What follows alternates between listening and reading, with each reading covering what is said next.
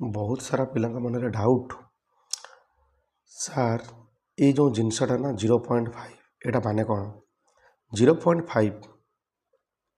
आम पे 0.5 लिखा जहाँ 0.50 भी अल्सो सेम 50 पैसा देख 0.5 मीनस आपको फास्ट फ्रैक्शन करदे 5/10 भग्नाश बनीगला यहाँ माने 1/2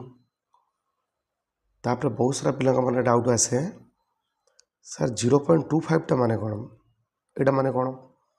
ना 0.25 टा पिले देख 50 पैसा हाफ ना ताले एटा 25/100 बाटा 1/4 यहाँ ना आर भी हाफ 1/2 रे भी हाफ हो पार तापर यहाँ कौन हम 0.75 ना यहाँ देख लो 0.25 रे केते मल्टीप्लाई हो 75/100 लिखिद यहाँ 0.25 रे जदि 3 मल्टीप्लाई होची तो